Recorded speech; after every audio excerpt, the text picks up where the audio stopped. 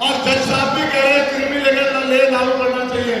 मैंने पार्लियामेंट में पूछा कि भारत में कितने शेड्यूल कास्ट के लोग, शेड्यूल ट्राइब के लोग अरबपति बन गए, इसका डाटा आपको सार्वजनिक करना चाहिए, आर्थिक आंकड़े सार्वजनिक करने चाहिए, तब हमें पता लगेगा कि क्रिमी लेयर की स्थिति में हम आए या नहीं आए। आपको शायद जानकारी नहीं है, मैं आपको बताता हूं, आज भी बहुत सारे पदों को एनएफएस करके, नोट फॉर्म सुटेबल करके हमारे योग्य लोगों को नौकरी से निकालने का काम ये सरकारें करती है, क्योंकि कलम की ताकत उनके हाथ में होती है। जिनकी राजसत्ता पे कब्जा होता है, हमारे लोगों का राजसत्ता पे कब्जा नहीं है, इसलिए सारी योजनाएं हमारे खिलाफ बनती हैं। हमारी ये भी मांग है, जिस पर मैं गौर कर रहा हूं, सरकार ने कहा, मैं आज इसमें भी बोलूंगा, आज अगर मैं इस पर नहीं बोलूंगा तो हमारे लोगों को पता ही नहीं लगेगा देश में क्या हुआ। सरकार ने कहा कि वर्गीकरण लागू होना चाहिए।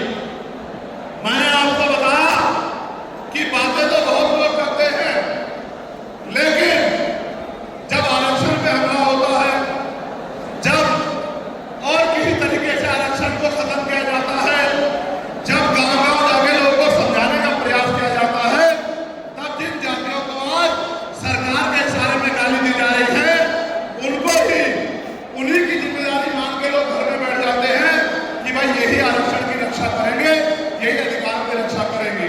लेकिन सच ये है, अगर सरकार की मंशा वर्गीकरण के जरिए वास्तविकता में निचले पायदान पे बैठे अंतिम व्यक्ति को ऊपर उठाने की होती, तो जिस तरह से 10% आर्थिक आधार का आरक्षण की व्यवस्था की गई थी, 10% आरक्षण की व्यवस्था डीएससी के भाइयों के लिए, डीएससी परिवारों के लिए सरकार कर सकती थी।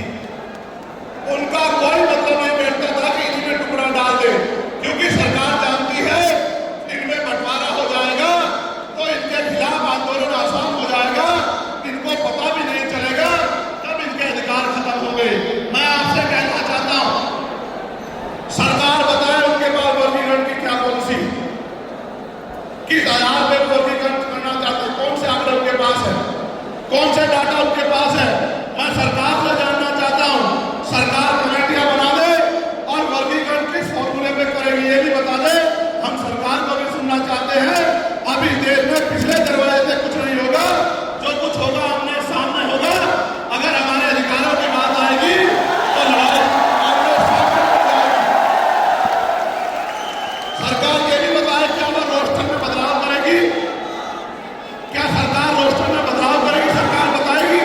हमारे लोग तो अभी सही तरह चीजों को नहीं जानते। मैं ये भी विश्वास दिलाता हूं, स्पेशली डीएससी के भाइयों को कह रहा हूं, मेरी बात को गौर से सुनना।